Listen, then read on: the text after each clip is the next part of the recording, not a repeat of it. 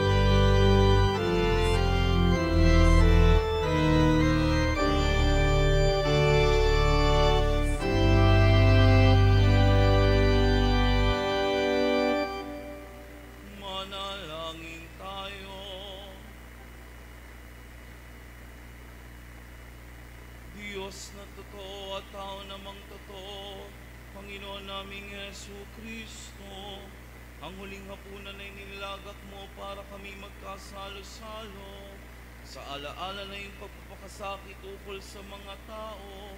Ipagkaloob mo ng aming kahilingan, ang iyong katawan at dugo ay aming idangal sa pagdiriwang, upang ang dulot mong kaligtasan ay lubos naming mapakinabangan, kasama ng Espiritu Santo, magpasawalang hanggan.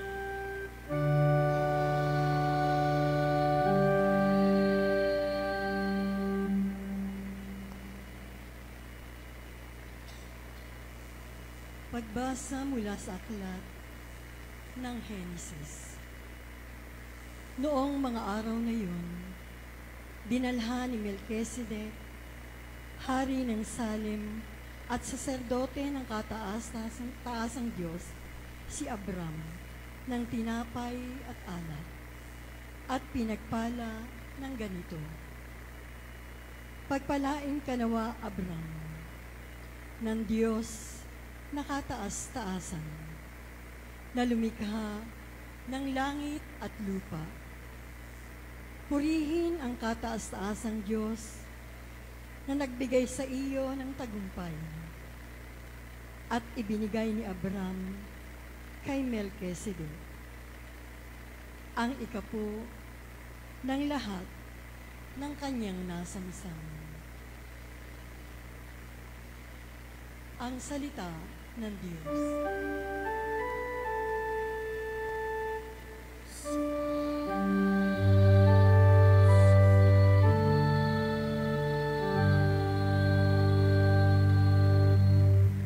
Ika'y paring walang hanggan, katulad ni Melchizedek. Ika'y paring walang hanggan, katulad ni Melchizedek. Sinabi ng Poon, sa hari ko't Panginoon, maupo ka sa kanan ko, hanggang ang kaaway mo ay lubos na papasuko, pagkat iyong matatalo. Ika'y paring walang hanggan, katulad ni Melchizedek. Magmula sa dakong Siyon, ay palalawakin niya ang lupaing iyong sakop, at lahat ng kaaway mo'y sakupin at pagharian, gayon ang kanyang utos. Ika'y paring walang hanggan, katulad ni Melchizedek. Sasamahan ka ng madla, kung dumating ang panahong lusubin ka ng kaaway. Magmula sa mga bundok, lalabas at sasamahan ka ng mga kabataan. Ika'y paring walang hanggan, katulad ni Melchizedek. Panginooy may pangako na ititiyak mangyayari. Ganito ang kanyang saysay. Katulad ni Melchizedek, gagawin kang saserdote na hindi na wawakasan. Ika'y paring walang hanggan, katulad ni Melchizedek.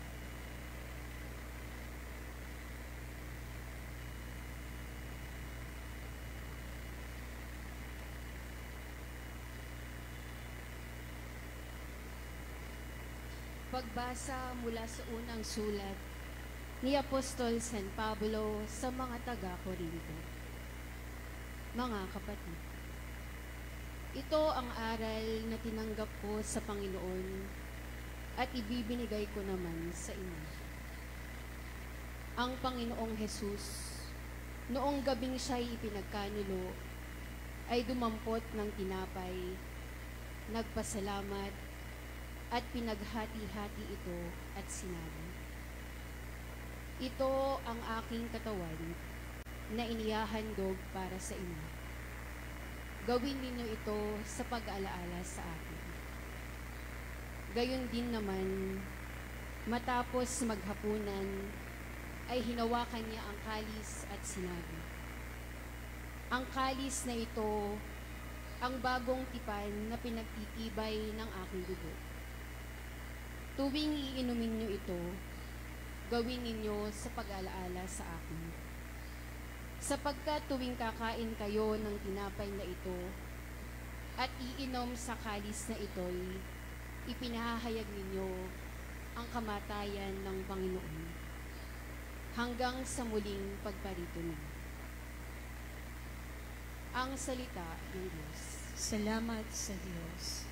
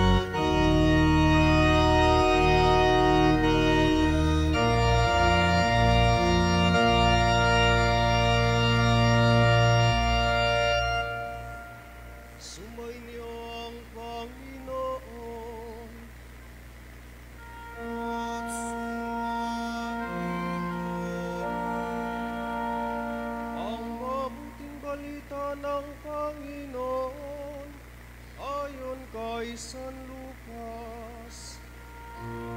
Papuri sa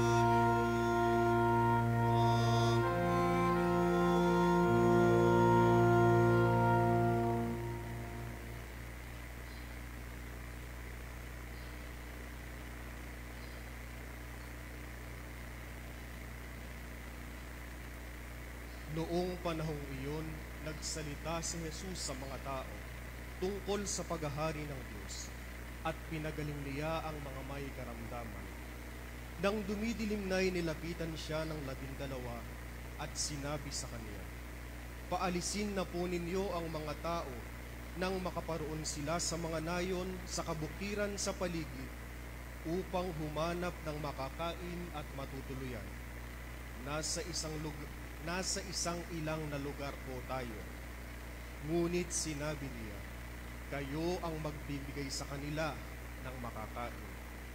Sumagot sila, "Wala po tayo kundi 5 tinapay at 2 isda. Kaya kailangang bumili kami ng pagkain para sa mga taong ito." May 5,000 lalaki ang naroon. Ngunit sinabi niya sa kaniyang mga alagad, "Paupuin ninyo sila ng pulu-pulutong ng tig-50." Gayon nga ang ginawa nila, pinaupo ang lahat. Kinuha ni Jesus ang 5 tinapay at 2 isda, tumingala sa langit at nagpasalamat sa Diyos. Pinaghati-hati niya ang mga ito at ibinigay sa kanyang mga alagad upang ipamahagi sa mga tao. Nakakain ang lahat at nabusog. Tinipon ng mga alagad ang lumabis at nakapuno sila ng 12 baton. Ang mabuting balita ng Panginoon.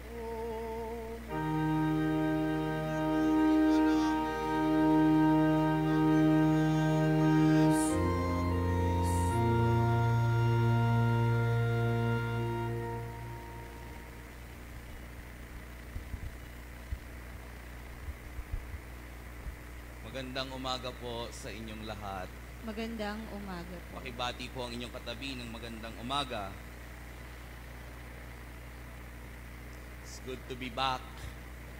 Nagbabalik Pero di po ako dito naka-assign. Huwag po kayo mag-alala. Baka kayo'y kinakabahan. Ako po ay naririto, kami po ni Father Christian, ni Reverend Edward, ay naririto upang magpasalamat unang-una sa Diyos at lalo't higit sa komunidad ng San Sebastian Parish dahil sa wakas, sa ganap na biyaya ng Diyos, kami po ay pari na at meron po tayong mga bagong diakono na maglilingkod sa ating simbahan. At talaga pong nakita nyo yung paglago ko sa parokyang ito dahil kung inyong maaalala, napa-assign po ako dito ng pre-deacon bago po ordinahan at matagal-tagal ho dahil yun yung panahong wala pang obispo. Tapos, nung nagkaroon ng obispo at inordinahan kaming diakono, nilagay na naman ako sa PAMI. Talagang nagsigawan pa kayo, At katumbas ng sigawan na yun, hindi sigawan din ng mga tao. Dahil may mga pagbabagong kailangang gawin sa mahal na araw. At ngayon po ay pari na. Pari na. At napakaganda po ng ating pagdiriwang ngayon, nakaugnay ng aming pasasalamat sa bokasyon ng pagpapari ay ang pagdiriwang ng kabanal-banalang katawan at dugo ni Kristo, the Corpus Christi. And we will think, after Holy Week, napakarami nating selebrasyon na pinagdaanan na nagkaroon ng Holy Trinity Sunday, Pentecost Sunday. Ngayon, ipinagdiriwang natin yung Eucharistia, yung tinapay at alak na naging katawan at dugo ni Kristo. At kataka-taka, bakit kailangan siyang ipagdiwang? Sapagkat tuwing Sunday naman, pinagdidiwang na natin siya. Kung tutuusin, every Sunday na tayo nagsisimba, parang piyesta ng Eucharistia, sapagkat yung Eucharistia ang sentro ng ating pananampalataya. Bakit merong Corpus Christi? Sapagkat gustong palalimin ng simbahan yung pagkakaunawa natin saan? Doon sa tinatawag nating katawan ni Kristo. Kapag po kayo nangungumunyon at itataas at papakita sa inyo ng pari yung katawan ni Kristo, anong sinasagot ninyo? Amen. Bakit? Kasi naniniwala kayo na yung tinapay ay si Jesus mismo at hindi lamang simbolo. Pero hindi lamang po yung tinatawag na tinapay ang katawan ni Kristo, pakakatandaan ninyo. Kaya inihaharap sa inyo yung tinapay bilang katawan ni Kristo para panaligan ninyo na yun ay si Kristo. Dapat manalig din po kayo na na yung tatanggap ng komunyon na kayo mismo ay katawan ni Kristo. Kayo mismo ay katawan ni Kristo. Kaya po pag sumagot kayo ng amen at pagkatanggap nyo ng banal na komunyon, kayo po ay si Kristo na. Tingnan mo yung katabi mo. Mukha ba yung Kristo? O mukhang mangungutang na Kristo? Diba? At ito po yung katotohanan natin that we must resemble, maging katulad tayo ng nung tinapay na tinatanggap natin. Yung katawan mismo ni Kristo, maging katulad tayo noon. At dalawang bagay po ang nababanggit tuwing konsekrasyon. At gayon din dalawang bagay yung binanggit nung hinawakan ni Jesus ang tinapay at pinarami niya sa Ebanghelyo. Ano po yung una? Una, sinabi doon, hinawakan niya ang tinapay, pinasalamatan kanya. Ito po ang unang kahulugan ng Eucharistia. Mula sa wikang Griego na nangangahulugang pasasalamat. That's why every Mass, every we celebrate the Eucharist, we are going to give thanks to God. At bakit po tayo nagpapasalamat sa Diyos? Sapagkat kung titingnan nyo, katulad ng tinapay, yung unleavened bread, wala pong pangpaalsa, wala po yung kalasa-lasa. Hindi po yan nakakabusog. Kahit po mag-donate kayo ng mga 5,000 at 10,000, hindi kayo mabubusog sa simbahang ito. Kaya marami nagbibigay, 20 na lang kasi kaliliit naman ang binibigay. Pero katotohanan po iyon, hindi tayo mabubusog ng maliit na tinapay na yon. Sapagkat walang pampaalsa, walang kalasa-lasa, walang katamis-tamis, simpleng-simple lamang. Pero dahil sa kasimplihan na yon, dahil sa kawalang lasa noon, pinili ng Diyos na manirahan doon at gamitin niya upang maging presensya sa mundo. Ano pong larawan nito? Hindi po ba? Kahit po kaming mga pari ay katulad nung tinapay na yon. Kami na nakita nyo na lumalaki na mula seminarista, naging diakono, naging pari. Kahit po kami maraming talento, kahit ano pong galing namin, lahat po yun, walang kwenta, lahat yun, walang lasa. Sapagkat kami mga tao, nagkakamali din. Kami mga tao, may mga kahinaan din. Wala kaming kwenta sa harapan ng Diyos, pero pinili kami ng Diyos para maging presensya niya sa mundo. Kaya kailangang magpasalamat.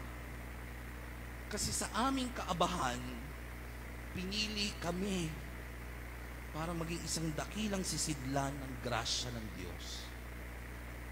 Kaya nga po, naririto kami para magpasalamat, hindi po dahil nakasurvive kami sa PAMI. Kami nagpapasalamat hindi dahil naging marami kaming magandang samahan at pagkakaibigan dito. Kami ay nagpapasalamat sa Diyos na sa kabila ng aming kaabahan, ginawa niya kaming sisidlan ng kanyang presensya. At gayon din mga kapatid, hindi lang ang tinapay, hindi lang ang pari, kundi tayong lahat. Wala din tayong lasa. Walang katamis-tamis. Hindi nakakabusog yung mga buhay natin dahil sa ating mga kasalanan. Pero tuwing sisimba kayo kada linggo, pinipili ng Diyos na manahan sa mga buhay ninyo.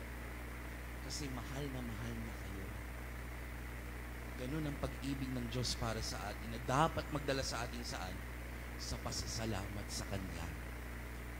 Kaya po, maganda na tayo lagi nagsisimba tuwing linggo for us to always recognize that we needed that kind of grace. That everything that we have is grace. Lahat ay biyaya. Na kahit ang pinakamasaklap na problema ng buhay mo, biyaya sa Diyos yan, sapagkat yan ang magtutulak sa iyo upang mas mapalapit sa Kanya. At gayon din, kaya po napakaraming tao ang nagkakamali sa tungkol doon sa katotohanan ng kaligayahan. Because sometimes we look for joy in the wrong place. Many people are not joyful because they have forgotten the reality of grace. Remember, dear brothers and sisters, joy is not to have what you wanted, but joy is about wanting what you already have. Ang kaligayahan ay hindi po yung makuha nyo kung ano yung gusto nyo. Pero ang tunay na kaligayahan ay ano po? Ang gustuhin nyo kung ano na yung meron kayo. At ano pong meron tayo? Ang banal na misa. Si Kristo, naririto na siya. Siya yung ating lahat-lahat. Kailangan na lang natin gustuhin siya. Kasi lagi siyang nandyan, tuwing araw-araw merong misa, linggo-linggo merong misa, nandyan yung tunay nating kayamanan. Ang kailangan lang natin, gustuhin natin yung biyayang iyon at mararamdaman natin na nasa atin na yung lahat-lahat. Alam niyo po, meron nga po ako mga kaibigan sa Middle East na talagang binubuwis sila ang buhay para makapagsimba sila. Bakit? Naalala ko, kinukwento nila na tuwing linggo, kukuha sila ng isang pari na isang trabahador doon sa Middle East kasi bawal ng diwang ng misa. At sa kanilang pagmimisa, may isang van, susundo yun sa bahay-bahay ng mga Pilipinong Katoliko. At sa isang bahay, magtitipon-tipon sila, palipat-lipat linggo-linggo. Bakit? Para lamang makapagmisa. At ganun din yung nakaranasan ng mga sinuunang Kristiyano, yung mga nasa bilangguan, handa silang mamatay sapagkat para sa kanila, kapag wala silang misa, parang patay na sila ng doble. Tingnan nyo po ngayon sa panahon ngayon, kailangan pang mamatay para makapagsimba. Wala na magagawa eh. Ipinasok na lang yung kabaong, hindi wala na siya nagawa, nagsimba na siya. Hindi po ba? Kung dati ang mga Kristiyano gustong mamatay para sa misa, ngayon, kailangan mo munang patayin para lamang makapagsimba. Bakit ganon? Sapagkat we already forgotten the reality of grace in our lives. Hindi po tayo Diyos. Kaya sobra tayong pagod na pagod kasi ginagawa natin yung mga sarili natin na Diyos na nakakalimutan natin na hindi natin kayang ibigay ang lahat sa atin. Na ang meron lang makakapagbigay ng pangangailangan natin ay ang tunay na grasya ng Diyos. Thanksgiving.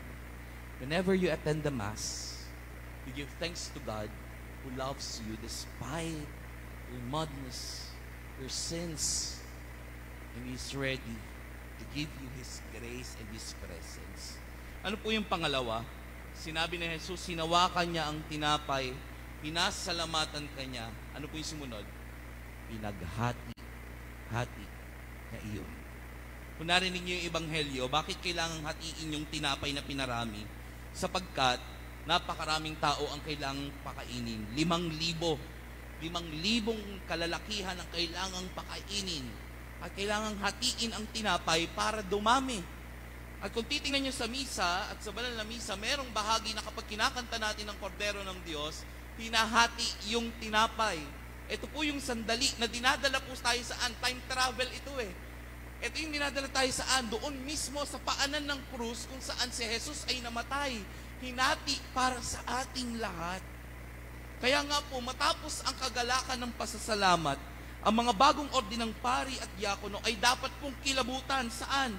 Sa katotohanan ng bukasyon ng pagpapari at paghahati. Habang nandun yung kagalakan na naging pari, habang nandun yung kagalakan na naordinahan bilang diakono, dapat mayroong kilabot na maramdaman sapagkat alam namin na ang ministeryong ito, na ang bukasyong ito ay magdadala sa amin saan? Sa pagkakahati-hati ng aming sarili para maibigay sa iba. Kailangan naming masaktan katulad na kung paanong nasaktan ang sinusundan naming Diyos. Kaya po malinaw na malinaw dapat iyon sa amin na dapat naming yakapin yung katotohanan ng pagkakahati-hati ni Jesus. Sasaktan kami, sisigawan kami, pagchichismisan kami, iiwanan kami gaya ng ginawa kay Jesus. Pero handa namin dapat yakapin yun sapagkat doon lang sa sandaling iyon magiging katulad kami ni Jesus. Doon lang sa sandaling iyon magiging katulad kami ni Jesus.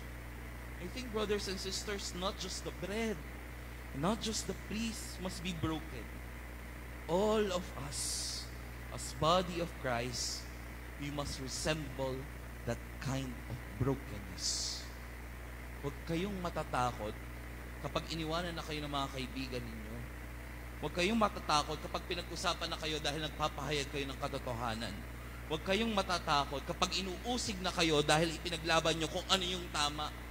Sapagkat sa mga pagkakataong iyon, nagiging katulad at nagiging kawangis talaga kayo ng tinapay ni Kristo, ng katawan ni Kristo na hinati para sa lahat, para maibigay sa lahat ng tao. Ang laki ng problema po natin ngayon dahil meron pong isang malaking kultura na kailangan nating sirahin at gibain. Ano po iyon? Yung kultura ng pagkakanya-kanya.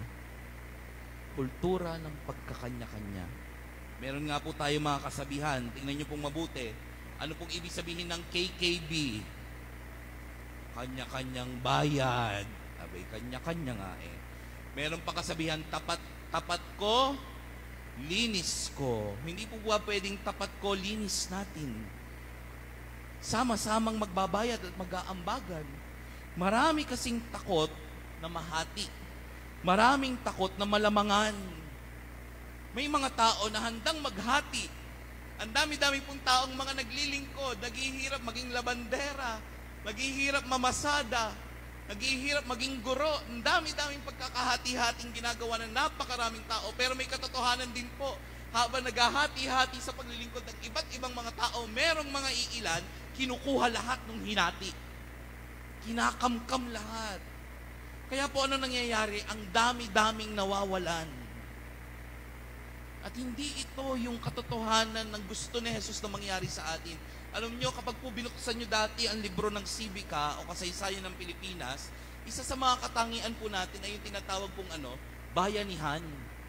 At kapag po nakita nyo yung itsura ng bayanihan, doon sa libro ng mga elementary, ano pong itsura noon? Yung mga tao, nagbubuhat ng bahay kubo, nagtutulong-tulong. Ngayon, tingnan nyo ang mga Pilipino, nag-aaway-away. Kung sino pong leader ang kakampihan. Kung anong katotohanan, ang totoo talaga, at ano yung hindi. Nag-aaway-away tayo, nagkakanya-kanya tayo dahil sa ating mga sariling interest, wala nang handang maghati ng kanyang sarili para maibigay sa iba. Kaya nga po, sa kabila ng lahat ng ito, dapat ang pari, dapat kaming mga pinuno ng simbahan ay makita nyo na maninindigan na sa kabila ng paghahati-hating iyan, hahatiin din namin ang aming mga sarili para maibigay sa iba. At sana kayo din, natatanggap ng banal na komunyon at tatanggap sa katawan ni Kristo, maging handa rin kayong hatiin ang sarili para maibigay sa iba. Woe to us if we are not broken because of our love of God and for others.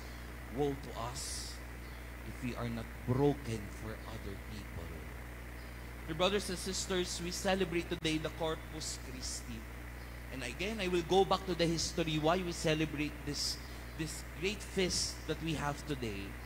You know why? Because in 13th century, meron pong isang pari na nagdiriwang ng misa sa Bolsena. At habang siya'y nagmimisa, pinagdududahan niya yung tinapay at yung alak na iyon ay katawan at dugo ni Kristo. Kaya naman po habang siya'y nagmimisa, nung tinaas niya yung tinapay, nung tinaas niya yung dugo, ang nangyari, nagkaroon po ng laman yung tinapay, nagdugo. Yung kalis, yung alak, naging dugo talaga. Kaya po hindi tinapos ng pari yung misa, nanakbo agad siya doon sa Santo Papa kay Pope Urban IV. At nung mapatunayan na talagang laman ni Jesus at dugo ni Jesus yung nakita doon sa tinapay, ipinoklama ang pagdiriwang ng Corpus Christi. Ang tanong ko po, ano po ba talaga ang himalang nangyari noon? Ang himala lang po ba ay yung tinapay at yung alak na naging tunay na katawan at dugo ni Kristo? Mga kapatid, meron pang isang himala. Ano po yung isang himala pa? Na yung nagdududang pari, nagsimula ng manampalataya. And I think this is very important nowadays that we need Eucharistic miracles. Hindi natin kailangan na magdugo yung tinapay at alak na ikokonsagra mamaya.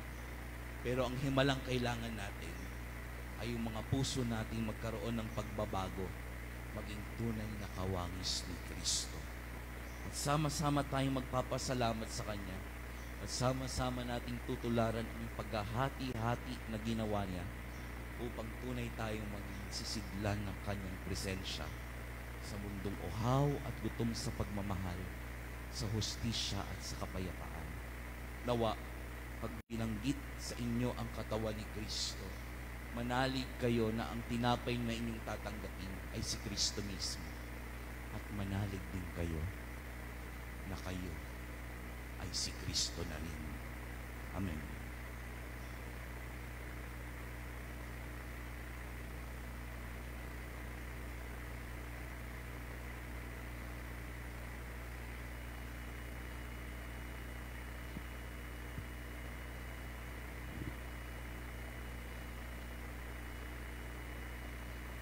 Ipahayag natin ang ating pananampalataya. Sumasampalataya ako Sa Diyos amang makapangyarihan sa lahat, na may gawa ng langit at lupa. Sumasampalataya ako kay Jesucristo, iisang anak ng Diyos, Panginoon nating lahat. Nagkatawang tao siya lalang ng Espiritu Santo, pinanganak ni Santa Maria ang Birhen, pinagpakasakit ni Poncio Pilato, ipinako sa krus na matay inilibing, nanaog sa kinaroroonan ng mga yumao. Nang may 3 araw na buhay na maguli, umakyat sa langit, naluluklok sa kanan ng Diyos amang makapangyarihan sa lahat. Doon magmumulang paririto at huhukom sa nangabubuhay at nangamatay na tao. Sumasampalatay naman ako sa Diyos Espiritu Santo, sa banal na simbahang katolika, sa kasamahan ng mga banal, sa kapatawaran ng mga kasalanan, sa pagkabuhay na muli ng nangamatay na tao, at sa buhay na walang hanggan. Amen. Sa pamamagitan ng katawan at dugo ng iyong anak, O Ama, muli mong itinatag ang ugnayan mo sa amin at iniligtas mo kami sa kasalanan, sa kapangyarihan ng Espiritu. Kaya ngayon kami dumadalangin, Diyos ng buhay, panatilihin mo kami. Diyos ng buhay, panatilihin mo kami.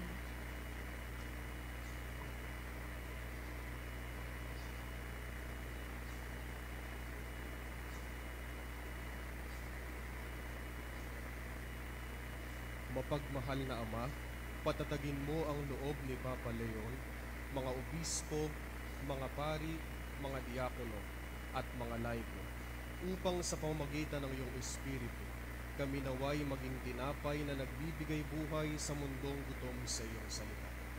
Manalangin tayo. Diyos ng buhay, panatilihin mo kami.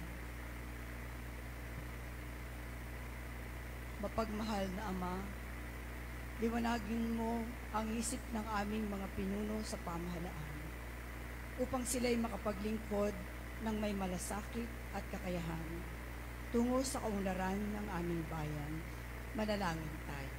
Diyos ng buhay, panatilihin mo kami. Mapagmahal na Ama, Pahintulutan mong makasalo ang aming mga mahal na yumao. Sa iyong makalangit na piging, manalangin tayo. Diyos ng buhay, panatilihin mo kami. Sa ilang sandali ng katahimikan, itaas natin sa Diyos ang ating mga personal na kahilingan at ang mga kahilingan ng mga taong umaasa sa ating panalangin.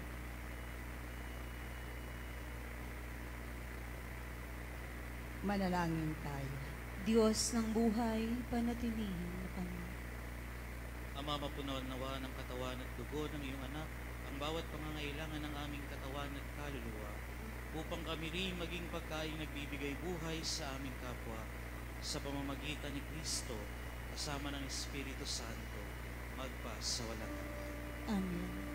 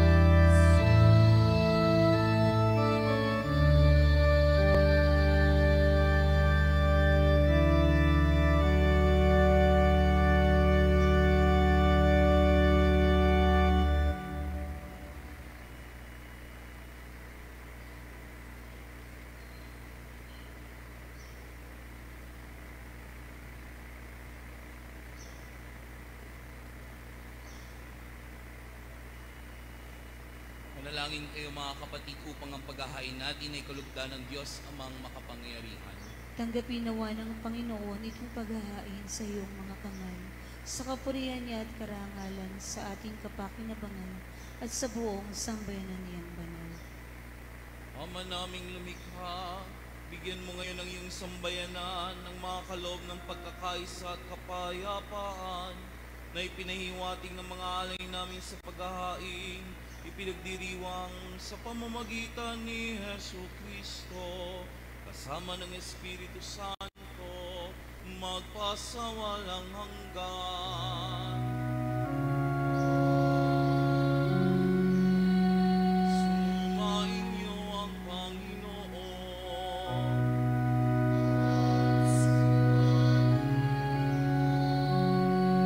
Itaas sa Diyos ang inyong puso at diwa.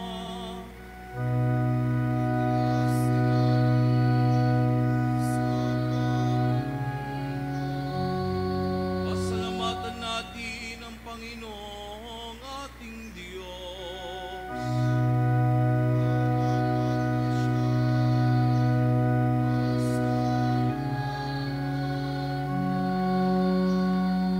Ama naming makapangyarihan, tunay ngang marapat na ikaw ay aming pasalamatan sa pamamagitan ni Hesu Kristo naming Panginoon. Siyang talagang dakila at lagi mong ikinalulugod na paring naghahain para sa sansinukob nitong pag-aalay na tanging mong ibinukod.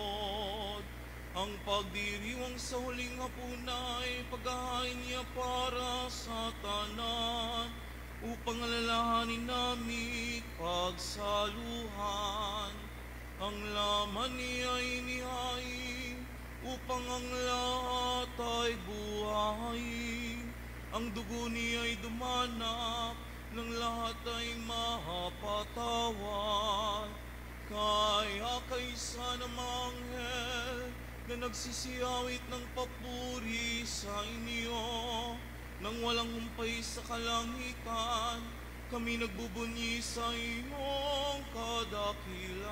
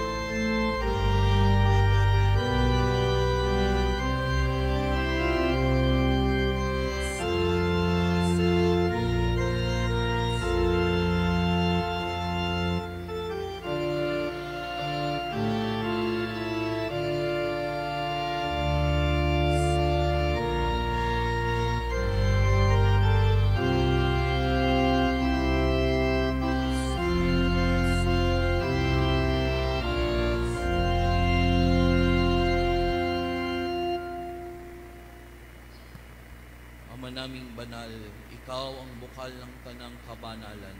Kaya't sa pamamagitan ng iyong Espiritu, gawin mong banal ang mga kaloob na ito upang para sa amin maging katawan at dugo ng aming Panginoong Jesucristo.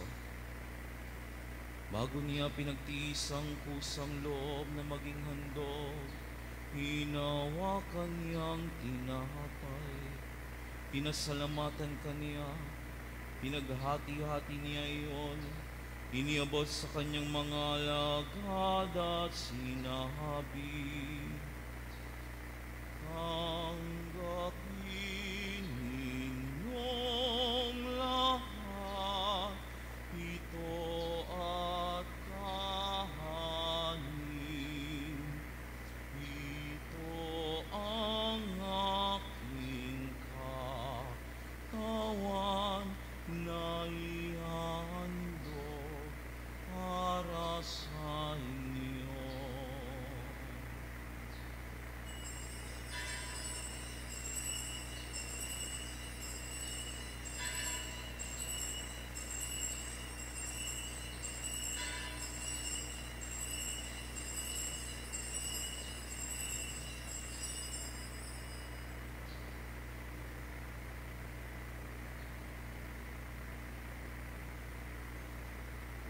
din naman pagkatapos ng hapunan, hinawakan niya ang kahalis. Muli kanyang pinasalamatan. Iniabot niya iyon sa kanyang mga alagad at sinabi, "Tanggapin ninyong lahat ito at inumin. Ito ang kalis ng aking dugo, ng bago at walang hanggang tipan, ang aking dugo na ibubuhos para sa inyo at para sa lahat sa ikapagpapatawad ng mga kasalanan. Gawin ninyo ito sa pag-alala sa akin."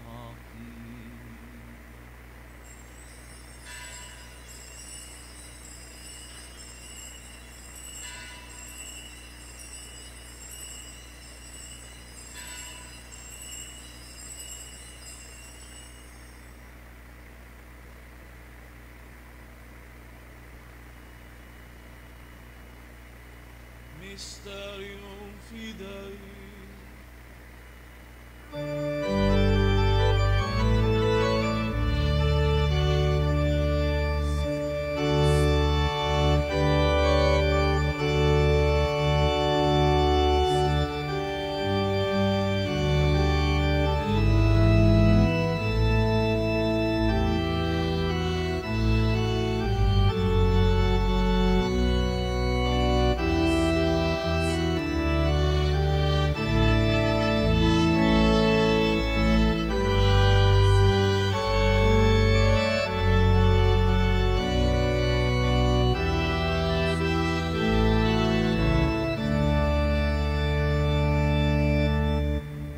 Ginagawa namin ngayon ang pag-alaala sa pagkamatay at muling pagkabuhay ng iyong anak.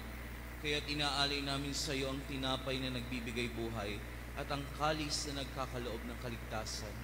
Kami nagpapasalamat dahil kami iyong minarapat na tumayo sa harap mo para maglingkod sa iyo. Isinasamo namin kaming magsasalo-salo sa katawan at dugo ni Kristo ay mabuklod sa pagkakaisa sa pamamagitan ng Espiritu Santo.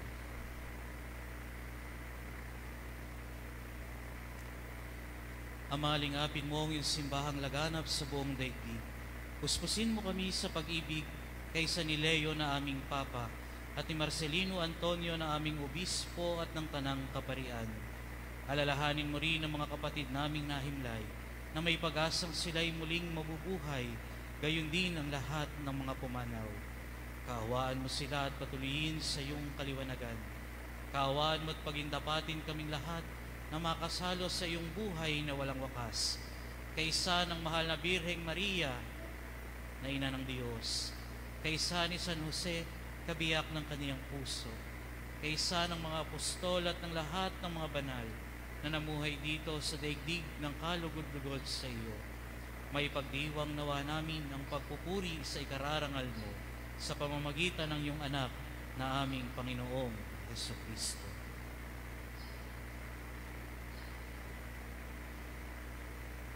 Sa pamamagitan ni Kristo, kasama niya at sa Kanya, ang lahat ng parangal at papuri ay sa iyo, Diyos amang makapangyarihan, kasama ng Espiritu Santo, magpasawalang hanggan.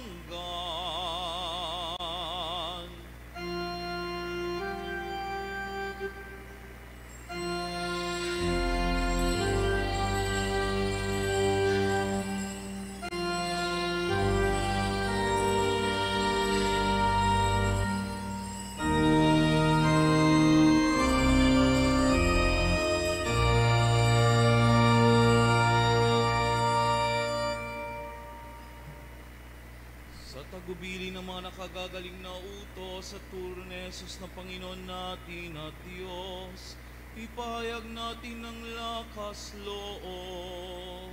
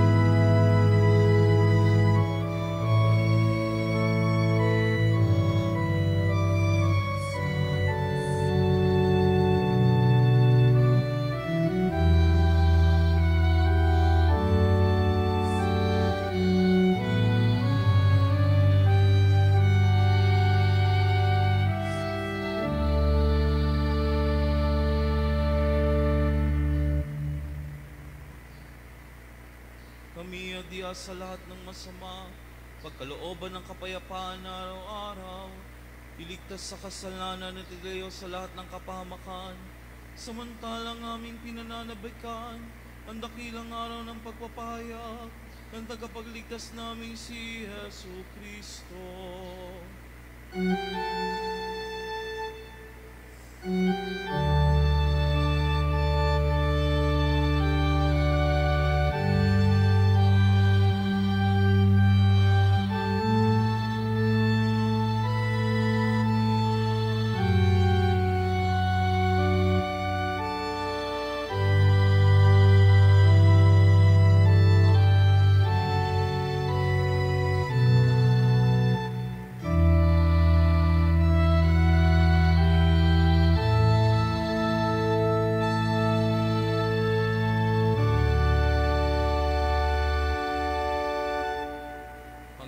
Jesucristo, sinabi mo sa iyong mga apostol, kapayapaan ang iniiwan ko sa inyo.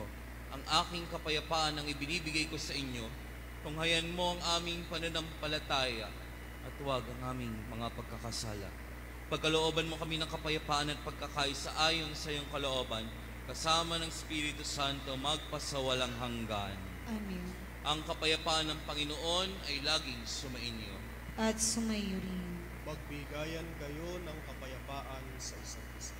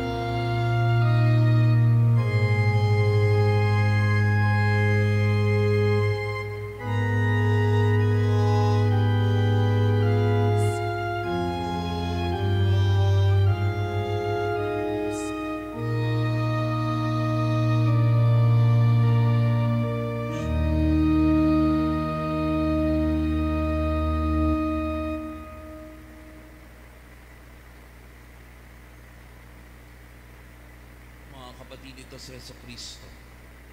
Ito ang kordero ng Diyos, nag-aalis sa mga kasalanan ng sanlibutan. Papapalad tayong inaanyayahan sa kanyang piging.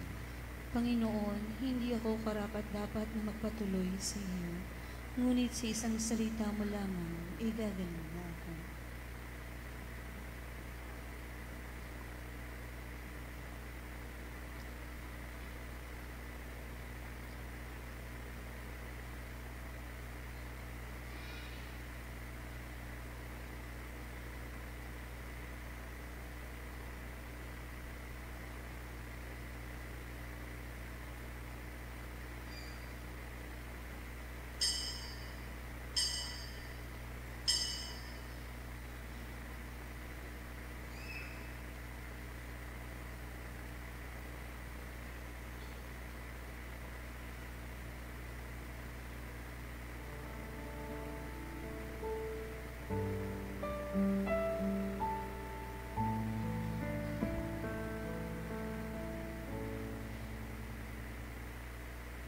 Diyos ko, aking lakas, O Diyos na laging patawad, di kailanman magmamahal, lasing ang pangako. Di kailanman magsasawa.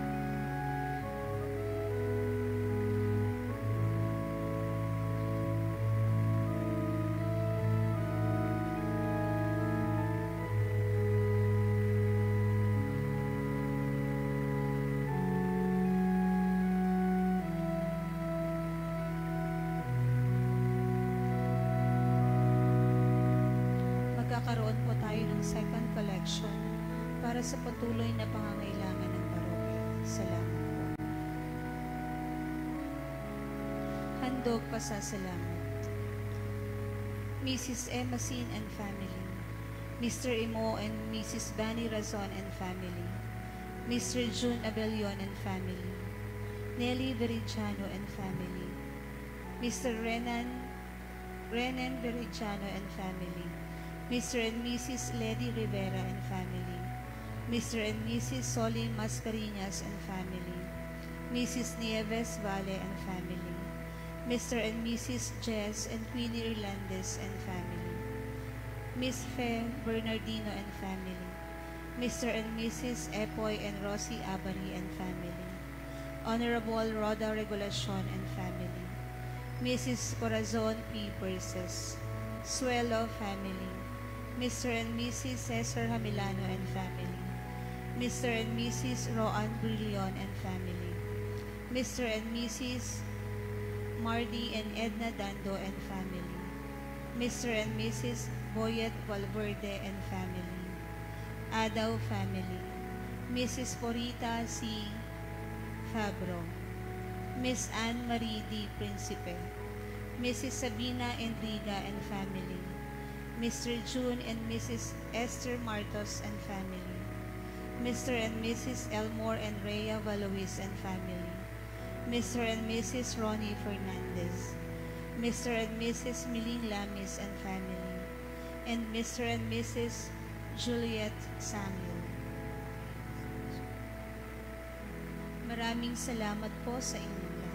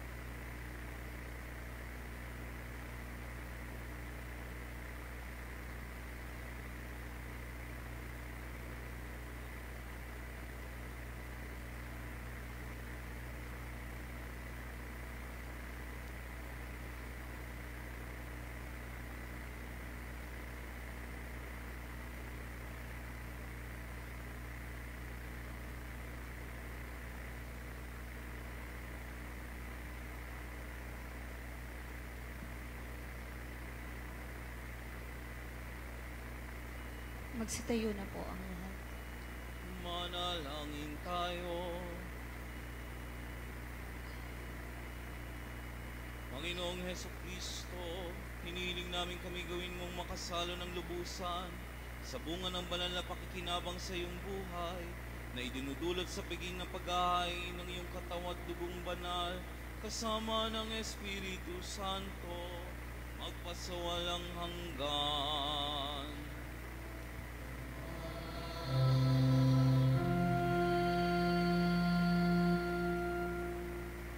Magsipo po muna sandali.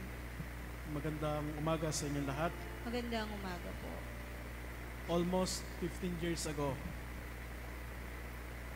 nung ako ay ma-ordain sa pagka-diakono at nung ako ay naging pari, isa lang ang palagi kong sinasabi, Omnia gratia est. Ibig sabihin, lahat ng ito ay biyaya ng Diyos. What has been and what will be, biyaya ng Diyos. Lahat ng yon. Siguro, sa pagkakataong ito, gusto kong hiramin yung sinabi ni Father Christian nung siya ay nagpasalamat sa katedral. Sabi niya, salamat sa Diyos. Amen? Indeed, salamat sa Diyos.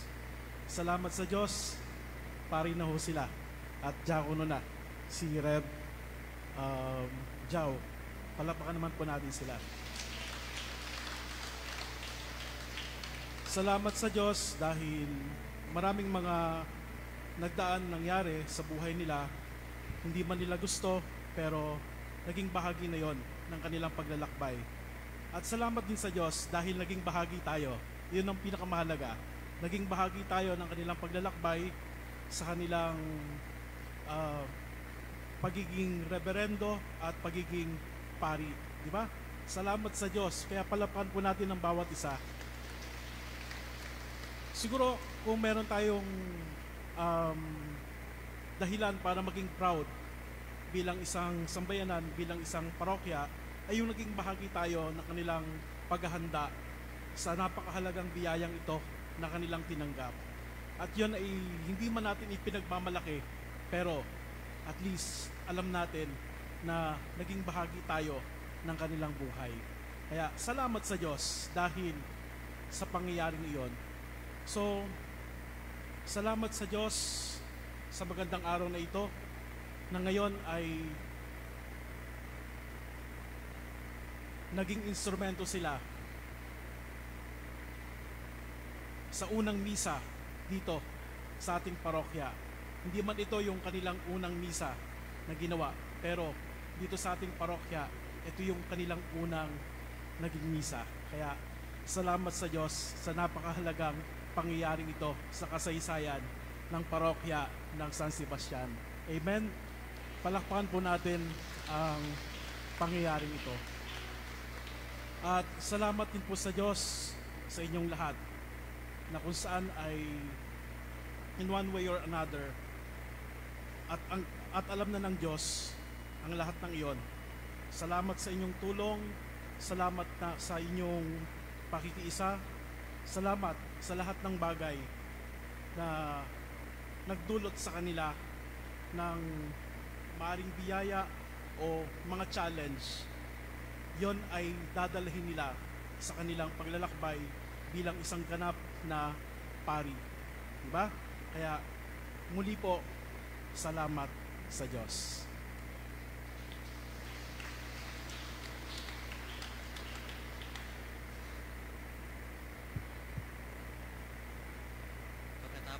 Pagkatapos po ng final blessing, kami po ni Father Christian ay magpapahalik ng kamay. At kakibat po ng pagpapahalik ng kamay ng mga bagong pari, ito po ay may kalakip na indulhensya plenaria. Matatanggap nyo lang ang indulhensyang ito kapag kayo ay nangumpisal, ipinagdasal ang intensyon ng ating Santo Papa, at kapag kayo ay tumanggap ng komunyon. Para po sa maayos na pagpapahalik ng aming mga kamay, ay bubuo lamang po tayo ng dalawang linya sa gitna. Maraming salamat.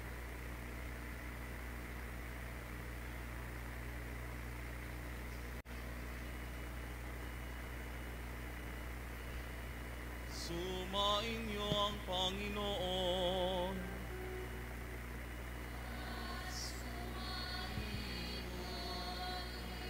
Yumuko kayo habang iginagawad ang pagpapaspas. Pagpalain nawa kayo ng mawayang Diyos, upang lagi kayong mamuhay ayon sa kanyang karunungang nagdudulot ng kaligtasang walang hanggan.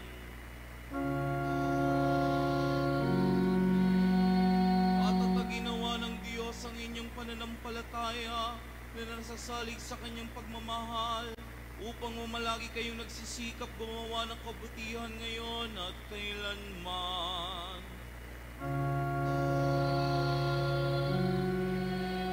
Patnubayan nawa ng Diyos ang inyong paglakad sa daang hahantong sa Kanya upang inyong taluntunin ang landas ng pag-ibig at kapayapaang walang hanggan.